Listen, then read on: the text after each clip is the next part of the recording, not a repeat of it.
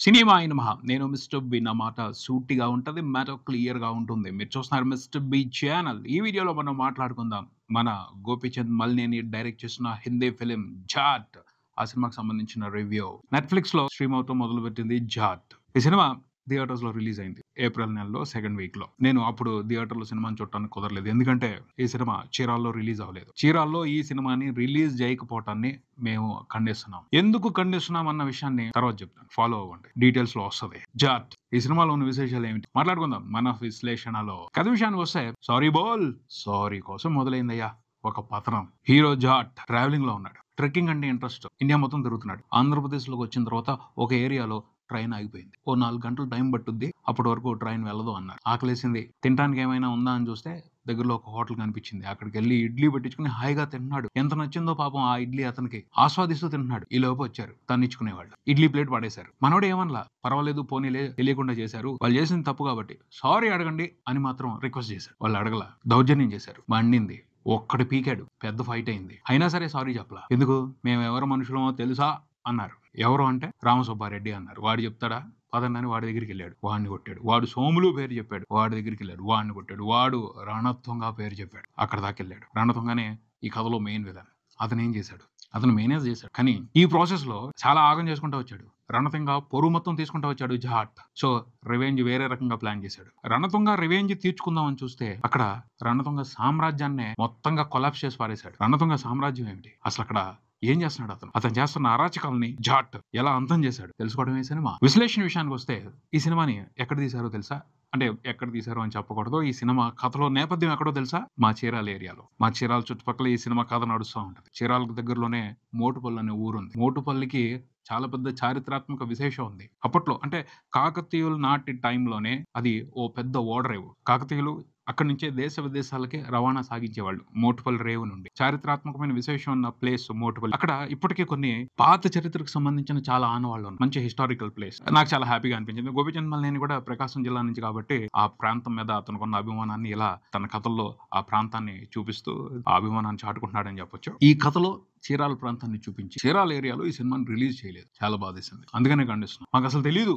నాకు హైదరాబాద్ వచ్చిన తర్వాత ఈ కథ గురించి చెప్తూ చీరాల్లో జరుగుతుంది అంటే భలే అనిపించింది. మా ఏరియాలో జరిగినట్టు చూపించిన కథను ఇక్కడ ఎందుకు రిలీజ్ చేయలేదు? అక్కడ ఉన్న వాళ్ళు ఈ సినిమాని చూసి స్పెషల్ గా ఫీల్ అయ్యేవాళ్ళు కదా. ఆ అవకాశాన్ని ఎందుకు ఇవ్వలేదు అని బాధేసింది. అందుకనే ఖండిస్తున్నాం. ఆ విషయాన్ని పక్కన పెట్టేద్దాం. అవి పర్సనల్ ఫీలింగ్స్. ఇప్పుడైతే చేసేది ఏం లేదు. ఓటీటీలో వచ్చేసింది కాబట్టి ఎక్కడ కావాలంటే అక్కడ చూసుకోవచ్చు. ఈ సినిమా థియేటర్స్ లో రిలీజ్ అయినప్పుడు 400 కోట్లు వసూలు చేయాలి. ఈ మధ్యన హిందీ సినిమాలు సరిగ్గా ఆడియన్స్ గా కనెక్ట్ అయితే సింపుల్ గా కొట్టేస్తున్నాయి. సనీ డియోల్ అంతకు ముందు గదర్ 2 చేశారు. దాంతో 400 కోట్లకు పైన కలెక్షన్స్ చూశారు. ఈ సినిమాలో కూడా పోషకలంగా యాక్షన్ ఎపిసోడ్స్ ఉన్నాయి. అయినా సరే ఈ సినిమా 400 కోట్ల కలెక్షన్స్ చూడలేదు. ఎందుకని?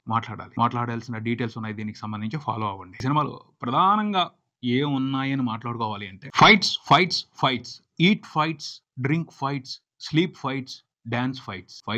ఫైట్స్ అంతా ఫైట్స్. కొట్లాడుకోవడం అని చెప్పకూడదు. దండయాత్ర అని చెప్పాలి. ఒక జాట్ దండయాత్ర అంటే దండయాత్రకు సంబంధించి మన పూరి గారి డెఫినేషన్ ఉంది చూడండి. ఇద్దరు కొట్లాడుకుంటే యుద్ధం, ఒకడొచ్చి మేదడిపోతే దండయాత్ర. అదే జరిగింది. ఈ జాట్ మోటుపల్లి వచ్చి రణతుంగ గ్రూప్ మీద మేదడిపోయాడంతే. జాట్ దండయాత్ర ఈ సినిమా. ఆ జాట్ మన తెలుగు ప్రాంతానికి రావటం, రణతుంగ మీద దండయాత్ర చేయటానికి సంబంధించి అతని రీజన్స్ అతనికి ఉన్నాయి. వాటిని ఒప్పుకోవాల్సిందే. కానీ ఇక్కడున్న ప్రేక్షకులు, ముఖ్యంగా తెలుగు మాస్ ప్రేక్షకులు కొన్ని అబ్జెక్షన్స్ చెప్పొచ్చు. రణతుంగ తెలుగు నేల మీద, తెలుగు ఏరియాలో, తెలుగు మాస్ ప్రేక్షకులు ఉన్న ప్రాంతంలో అంత అరాచకం చేస్తుంటే ఆ విషయం చాలా మందికి ఎందుకు తెలియలేదు? తెలుగులో ఎంతమంది లేరు మాస్ హీరోలు? వాళ్ళకి అసలు ఈ ఇన్ఫర్మేషన్ ఎందుకు తెలియలేదు? వాళ్ళ నోటీస్ లోకి ఎందుకు వెళ్ళలేదు? ఈ విషయం వెళ్ళుంటేనా వాళ్ళందరికీ కావాల్సినంత పని దొరుకుండేది. గోపీచంద్ మలినేని చాలా ప్లాన్ చేసి ఈ విషయం మన మాస్ హీరోలకి తెలియనివ్వకుండా డైరెక్ట్ గా జాట్ ని తీసుకొచ్చి చీరాల్లో దింపారు. అక్కడ దిగి ఆ జాట్ ఏం డైలాగ్ పేల్చాడు.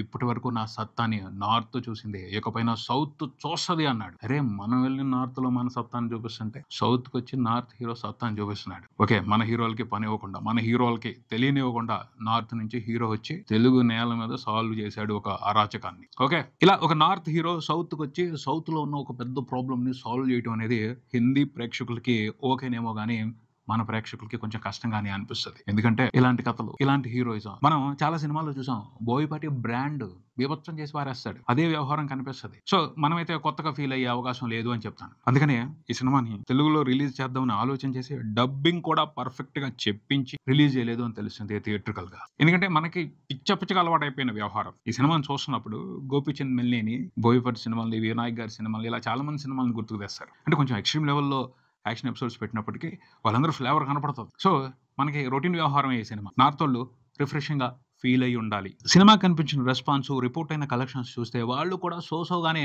ఈ మాస్ ఎంటర్టైనర్ ని ఎంజాయ్ చేశారని అర్థం అవుతుంది. వాళ్ళకి మన సౌత్ సినిమాలు నచ్చాయి. పుష్పకి 1K 100 కోట్లకు పైన నటించారు. పుష్ప 2కి చెప్పాల్సిన అవసరం లేదు, అదొక స్పెషల్ కేస్. 100 కోట్లు ఇచ్చారు. సాహోని చూసారబ్బా, మనకి ఇక్కడ ప్లాప్ మనం సరిగ్గా చూడలేదు. హిందీలో సూపర్ గా చూసారు, మంచి కలెక్షన్స్ ఇచ్చారు. 150 కోట్లకు పైన కలెక్షన్స్ వచ్చాయి సాహోకి హిందీలో. మరి ఈ సినిమాకి అంతకు మించి రావాలి కదా, రాలా. ఎందుకని అంటే కొన్ని మిస్టేక్లు జరిగాయి, అందుమూలంగానే రాలేదు అన్నది నా అభిప్రాయం. సినిమాలో హీరోయిజం ఎలివేషన్స్ ఉన్నాయి, ఫైట్స్ అయితే బేభత్సంగా ఉన్నాయి, అవసరానికి మించి ఉన్నాయి.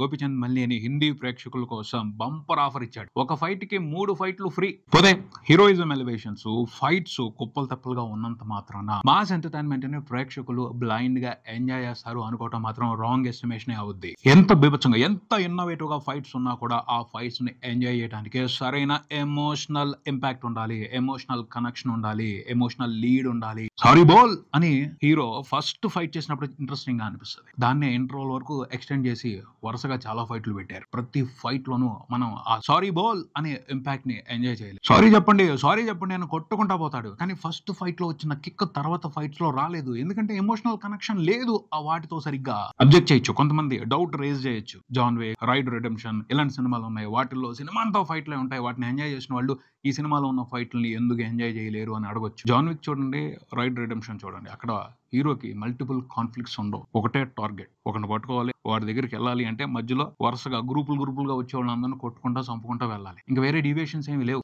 రైడ్ లో కూడా అంతే, విలన్ పట్టుకోవాలి. వాడు పెద్ద బిల్డింగ్ లో లాస్ట్ ఫ్లోర్ లో ఉన్నాడు. ప్రతి ఫ్లోర్ లోనూ ఒక్కో రకమైన అరాచకం ఉంటుంది. అదంతా దాటుకుని వాళ్ళందరినీ చంపుకుంటా వెళ్ళాలి. క్లియర్, అక్కడ హీరో టార్గెట్ క్లియర్. అలాంటి క్లారిటీ ఉన్నప్పుడు ప్రతి ఫైట్ ని ఎంజాయ్ చేస్తారు. కానీ ఈ సినిమా కథలో చూసుకుంటే బోల్డ్ అన్ని సమస్యలు ఉన్నాయి, అవన్నీ క్లారిటీగా ఉండవు. అలానే కథను చెప్పే ప్రాసెస్ లో ఎమోషన్ ని బిల్డ్ చేయడం కోసం కొన్ని డీటెయిల్స్ వాడారు. అవి కొన్ని చోట్ల చాలా అతిశయోక్తిగా అనిపించాయి. ఎగ్జాంపుల్, విలన్ వచ్చాడు శ్రీలంక నుంచి ఆంధ్రప్రదేశ్ కోస్టల్ ఏరియాకి సెటిల్ అవడానికి. వాడు వైలెంట్ గా రియాక్ట్ అయిపోయి చాలా ఈజీగా ఆ ప్రాంతాన్ని కాంకర్ చేసేసాడు. అంత ఈజీగా బయట జరగదు, లాజికల్ గా లేదు, కన్విన్సింగ్ గా అనిపించదు. ఇప్పుడు ఆడియన్స్ కొంచెం మెచ్యూర్డ్ గా ఉన్నారు. వాళ్ళకి స్ట్రాంగ్ కన్విన్సింగ్ డీటెయిల్స్ కావాలి. ఏదో సినిమాటిక్ గా ప్రతిసారి డీటెయిల్స్ చెప్పేద్దాం అంటే యాక్సెప్ట్ చేయరు, ఓన్ చేసుకోరు. ఇది కరెక్ట్ గా లేదే అని ఫీల్ అయ్యారు అంటే ఆ డీటెయిల్ ఫెయిల్ అయినట్టే. అలాగే విలన్ అక్కడ సెటిల్ అవడానికి సంబంధించి డీటెయిల్స్ ఫెయిల్ అయ్యాయని చెప్తాను. ఒక ఇన్సిడెంట్ ఉంది. విలన్ పట్టుకోవడానికి మగ పోలీసులందరూ రాము అని భయపడి పారిపోతే ఆడ పోలీసుల వరకు వెళ్ళారు. అతని గురించి తెలిసి కూడా ఆ గ్రూప్ లో ఉన్న పోలీసులు కొంతమంది వెళ్ళారు. లేడీ పోలీసులు వాళ్ళందరినీ అక్కడ కట్టిపడేశారు. ఇది ఎంతవరకు కరెక్ట్? అసలు లేడీ పోలీసులు మాత్రమే అతని మీద పౌరుషానికి వెళ్ళడం అనేది ఎంతవరకు కరెక్ట్? లాజికల్ గా సెట్ అవుతుందా? కన్విన్సింగ్ గా లేదు. మగవాళ్ళందరూ కరప్టెడ్ అని చూపించడం కూడా కరెక్ట్ కాదు. మగ పోలీసుల్లో కూడా నిజాయితీగా ఉన్న వాళ్ళు ఉండకూడదా? వాళ్ళు ఎందుకు సపోర్ట్ తీసుకోకూడదు? ఇలాంటి అనుమానాలు వస్తాయి. ఆ రీజన్స్ స్ట్రాంగ్ గా లేవు. ఆయన కావాలని దీంతో ఒక సింపతి క్రియేట్ అవుద్దని లేడీస్ ని సపరేట్ చేసి, జెంట్స్ ని సపరేట్ చేసి ఎమోషన్ ని రైజ్ చేయాలని చూసారు. కానీ కన్విన్సింగ్ డీటెయిల్ కాదు, అది కనెక్ట్ అవ్వలేదు ప్రాపర్ గా. దానికి సంబంధించి కొంచెం ఇంట్రెస్టింగ్ గా ఏదైనా చేసి ఉన్నట్టయితే ఖచ్చితంగా మంచి డీటెయిల్ అయి ఉండేది. అది పేలుండేది. అది పేలినా సరిపోయేది. అసలు ఈ సినిమా అంతా కూడా నెక్స్ట్ లెవెల్ ఎమోషన్ ఉండేది. గోపీచంద్ మల్లేని ఇంటెన్షన్ ఒకటే, ఫైట్ కి లీడ్లు ఇవ్వాలి. అది బాగుందా బాగలేదా నెక్స్ట్ సంగతి. ఫైట్ మాస్టర్స్ పెట్టుకుని మాత్రం గట్టిగా ఫైట్ లో డిజైన్ చేయించాడు. పీటర్ హైన్స్, రామ్ లక్ష్మణ్, అన్బరువు వీళ్ళందరినీ పెట్టుకుని బ్రహ్మాండంగా ఫైట్లు తీపించాడు. అండ్ ఆ ఫైట్ లో సన్నీ బాజీ బ్రహ్మాండంగా చేశారని చెప్పాలి. మనుషుల్ని బొమ్మల్ని ఎత్తినట్టు ఎత్తి ఇసిరి అవతల పారేయటం, తిప్పి పారేయటం, చుట్టి పారేయటం, ఇంకా బీభత్సం మామూలు బీభత్సం కాదు. సూపర్ మాస్ హీరోయిజం అంతే. ఫైట్ల వరకు మాత్రం ఎంజాయ్ చేయొచ్చు, ఎటువంటి ఎమోషన్ గురించి ఆలోచించకుండా. కానీ ఎమోషనల్ కనెక్ట్ సరిగా లేకపోవడం మూలంగానే సినిమా సక్సెస్ ఓ లెక్కకే ఆగిపోయింది. అదే మంచి ఎమోషనల్ కనెక్ట్, ఎమోషనల్ లీడ్స్ ఉన్నట్టయితే ఈ సినిమాలో ఉన్న ఫైట్స్ కి ఆడియన్స్ ఫిదా అయిపోయి ఉండేవాళ్ళు, బంపర్ కలెక్షన్స్ ఇచ్చి ఉండేవాళ్ళు, చాలా పెద్ద బ్లాక్ బాస్టర్ అయి ఉండేది సినిమా. హీరోయిజం ఎలివేషన్ కి సంబంధించి కూడా మాట్లాడాలి. హీరోయిజం ఎలివేషన్ ఇలా ఉండాలి అని ప్రస్తుతం అయితే సందీప్ రెడ్డి వంగ ఒక రకంగా, ప్రశాంత్ నీల్ ఇంకో రకంగా కొత్త ఫార్ములా రాశారు. ఆ ఫార్ములాని మిగతా వాళ్ళు ఫాలో అవుతున్నారు. 400 కోట్లకు పైన కలెక్షన్స్ రావాలి అంటే అంతకు మించి ఫార్ములా రాయాలి, వాళ్ళని మించి ఫార్ములా రాయాలి. అదైతే ఈ సినిమాలో జరగలేదు. అందుకనే ఓ లిమిట్ వరకు సినిమా కలెక్షన్స్ తెచ్చుకుంది అని చెప్తాను. రణదీప్ కూడా రణతుంగ పాత్రలో బ్రహ్మాండంగా కనిపించారని చెప్పాలి. అతని ఇంట్రడక్షన్ చాలా బాగుంది. ఆ విలనిజం ఇంట్రెస్టింగ్ గా ఉంది. కానీ ఎప్పుడైతే హీరోతో పోటీ పడతారో ఉంటాడు. అక్కడ ఆ విలనిజం తుస్సుమంటుంది, సైలెంట్ అయిపోతుంది. ఇంటర్వెల్ కి జరిగింది అది. క్లైమాక్స్ లో కూడా దాదాపు జరిగింది అది. హీరో కనిపించినంత వరకు విలన్ రెచ్చిపోతున్నాడు. హీరో ఎదురు పడగానే మాత్రం భయపడుతున్నాడు. అలా కనిపించినాయి. అది ఇంట్రెస్టింగ్ డీటెయిల్స్ కాదు. హీరోకి టఫ్ ఛాలెంజెస్ ఇవ్వాల, భయపడ్డాడు విలన్ అన్నట్టుగానే ఉంది పరిస్థితి. అది కూడా కొంచెం ఎంటర్టైన్మెంట్ ఇంటెన్సిటీని తగ్గించింది అని చెప్పొచ్చు. ఈ సినిమా మాత్రం రెండే హైలైట్స్. ఒకటి ఫైట్స్, రెండు తమన్ మ్యూజిక్ చంపేశాడంతే. బ్రహ్మాండమైన బ్యాక్గ్రౌండ్ స్కోర్ సినిమాకి. ఇంట్రెస్టింగ్ బ్యాక్గ్రౌండ్ స్కోర్, పాటలు కూడా బాగున్నాయి. లాస్ట్ సాంగ్ అయితే మంచి ఊపించిందనే చెప్తాను నేను. గోపీచంద్ మల్లేని డైరెక్షన్ బాగుంటుంది. ఫైట్స్ చాలా బాగా తీస్తాడు. కాకపోతే emotional connection, screen play design చేసే దగ్గర కొంచెం రెగ్యులర్ అయిపోతాడు, రొటీన్ గా ఉంటాడు. దాని మూలంగానే ఓ లెవెల్ కి మించి సక్సెస్ ని తీసుకోలేకపోతున్నారు. హిట్ డైరెక్టర్ అనే మ్యాటర్ దగ్గర ఆగిపోతున్నారు. అంతకు మించిన director, sensational director, special director అనే లెవెల్ కి వెళ్లాల్సిన సత్తా అతనిలో ఉంది. కాకపోతే స్క్రీన్ ప్లే ని ప్రాపర్ గా డిజైన్ చేసుకోవడం దగ్గర చేస్తున్న మిస్టేక్ల మూలంగా ఓ లెవెల్ దగ్గర ఆగిపోతున్నారు అన్నదే నా అభిప్రాయం. మొత్తంగా అయితే చెప్పేది ఒకటే, ఫైట్స్ కోసం చూడండి అంతే. అంతకు మించి ఎక్కువ ఏం ఎక్స్పెక్ట్ చేయొద్దు ఈ సినిమాని. ఇది ఇక్కడికి, మరో వీడియోతో మళ్ళీ కలుద్దాం. ఈ వీడియో మీకు నచ్చితే లైక్ చేయండి, మీ ఫ్రెండ్స్ తో షేర్ చేసుకోండి, మీ అభిప్రాయాన్ని కామెంట్ చేయండి, ఈ ఛానల్ ని సబ్స్క్రైబ్ చేయండి. నేను mister B. Keep watching mister B channel. Thank you.